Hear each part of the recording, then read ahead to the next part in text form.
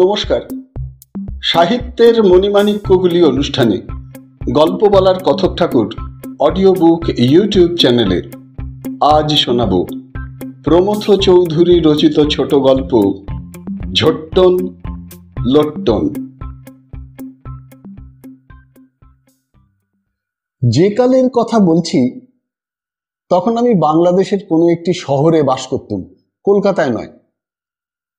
পাড়া গিয়ে শহরে নানা অভাব থাকতে পারে, কিন্তু একটা জিনিসের অভাব নেই, অর্থাৎ জমির।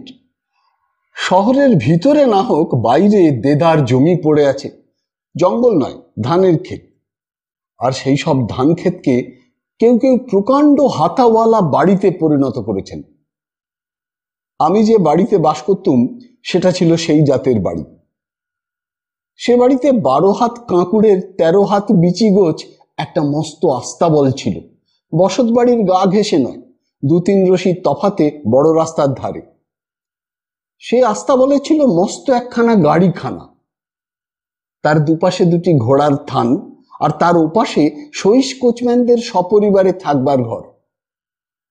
আমি যে সময়ের কথা বলছি তখন সেখানে গাড়িও ছিল না, ঘোড়াও ছিল না, মানুষও থাকতো না। ছিল শুধু ইঁদুর ও ছুঁচু, টিকটিকি আর আরশোলা। আর সেখানে যাতায়াত করত গোসাপ, ঢোড়া সাপ আর গিরগিটি, যাদের দেখবা মাত্র আমাদের নীরব ও নিরীহ বিলেতি শিকারী কুকুরটা তন্মুহূর্তে বধ করত, অথচ তাদের মাংস খেত না। সে ছিল ইংরেজরা যাকে বলে রিয়েল স্পোর্টসম্যান।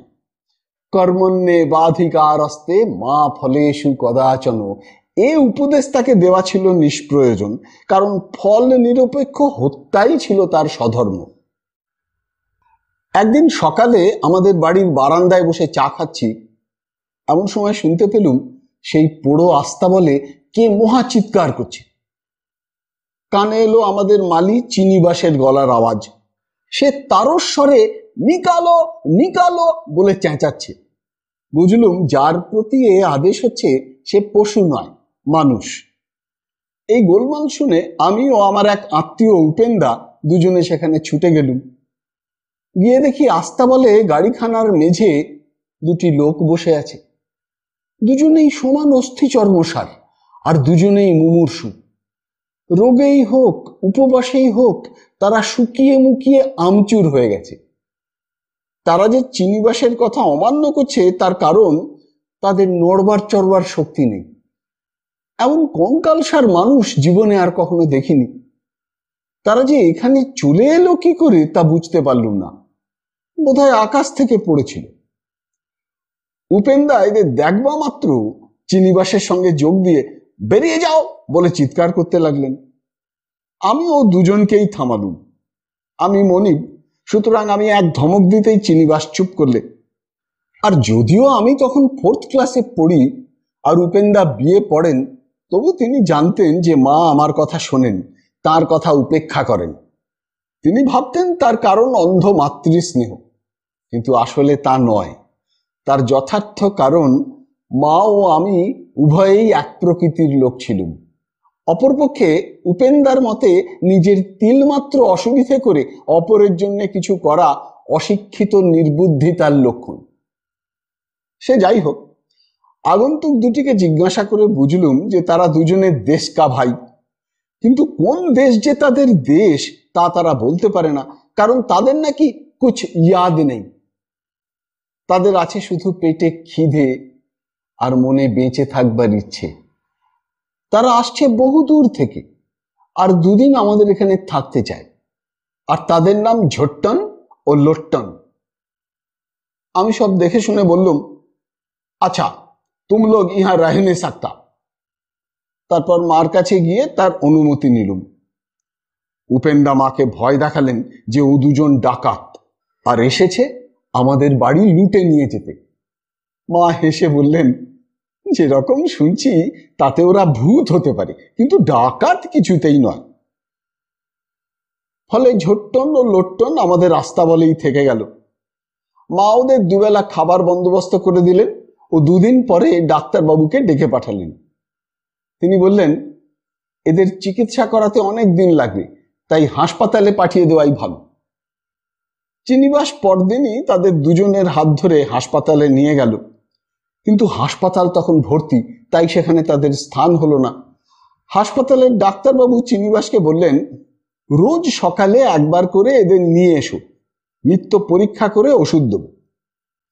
ঝোট্টন রোজ যেতে রাজি হলো, কিন্তু লোটন বললে সে রোজ অত দূর হাঁটতে পারবে না।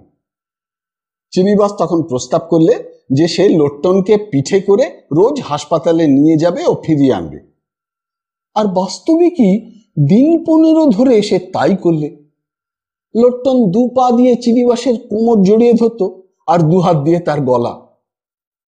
চিনিবাসের এই কর্ম দেখে আমরা সকলেই অবাক হতুম। মা বলতেন, চিনিবাস মানুষ নয়, দেবতা। এত করেও কিছু হলো না। লোটন একদিন রাত্রে শুয়ে সকালে আর উঠল না। চিনিবাসী তার সৎকারের সব ব্যবস্থা করলে। লোটনকে মাদুরে জড়িয়ে একটা বাঁশে ঝুলিয়ে সে পোড়াতে নিয়ে গেল, একা নয়, আর জন্তিমেক জাত ভাই জুটিয়ে। মা তার খরচ দিলেন এবং চিনিবাসকে ভালো করে বকশিস দেবেন স্থির করলেন। কিন্তু এ বিষয়ে উপেনদা তাঁর আপত্তি জানালেন। তার কথা এই যে লোটনের সব খাবার চিনিবাস খেত, আর লোটন না খেতে পেয়ে মরে গিয়েছে। মা জিজ্ঞেস করলেন, তুমি চিনিবাসকে লোটনের খাবার খেতে দেখেছ? তিনি বললেন, না, লোটনের মুখেই শুনেছি। মা আর কিছু বললেন না। তারপর সন্ধেবেলায় চিনিবাস লোটনের মুখাগ্নি করে ফিরে এলো। এসে ঝোট্টনের সঙ্গে মহা ঝগড়া বাঁধিয়ে দিলে। চিনিবাসের চিৎকার শুনে আমি আর উপেনদা আস্তাবলে গেলুম। গিয়ে দেখি চিনিবাস একবার তেড়ে তেড়ে ঝোট্টনকে মারতে যাচ্ছে, আবার ফিরে আসছে। তার চেহারা ও রকম সকম দেখে মনে হলো চিনিবাস শ্মশান থেকে ফেরবার পথে তাড়ি খেয়ে এসেছে। শেষটায় বুঝলুম যে ব্যাপারটা তা নয়। লোটনের তক্ত সম্পত্তির উত্তরাধিকারী কে হবে তাই নিয়ে হচ্ছে ঝগড়া। ঝোট্টন বলছে যে সে যখন লোটনের ভাই তখন সেই ওয়ারিশ, আর চিনিবাস বলছে যে লোটন মরবার আগে তাকে বলে গিয়েছিল যে আমার যা কিছু আছে তা তোমাকে দিয়ে গেলুম। লোটনের থাকবার ভেতর ছিল একখানি কম্বল আর একটি লোটা। ঝোটন কম্বল দিতে রাজি হলো, কিন্তু লোটাটি কিছুতেই দেবে না বললে। কম্বলটি বেজায় ছেঁড়া খোড়া, তবে লোটাটা ছিল ভালো। আমি ব্যাপার দেখে হতভম্ব হয়ে গেলুম। তবে মামলার বিচারটা একদিনের জন্য মুলতুবি রাখলুম।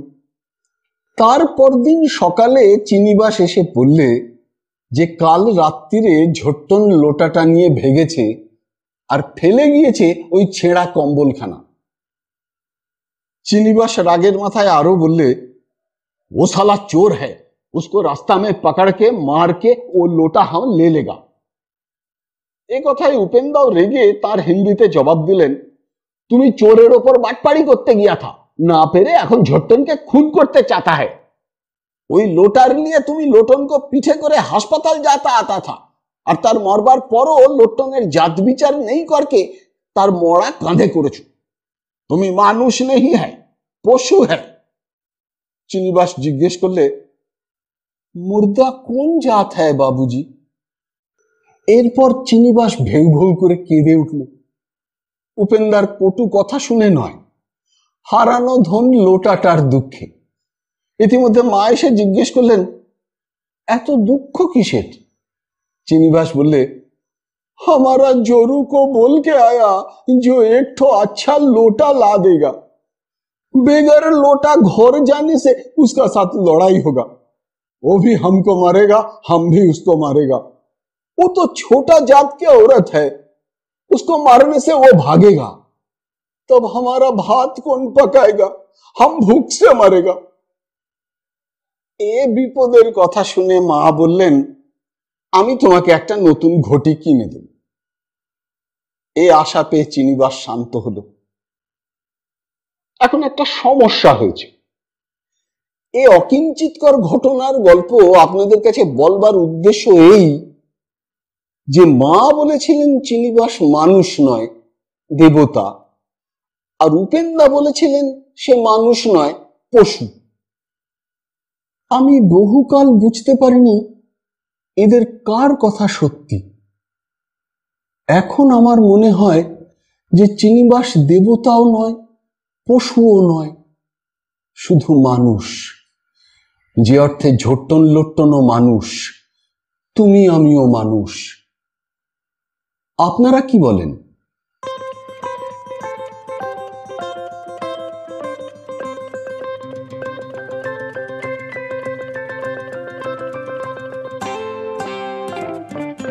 শুনলেন প্রমথ চৌধুরী রচিত ছোট গল্প ঝোট্টন লোট্টন।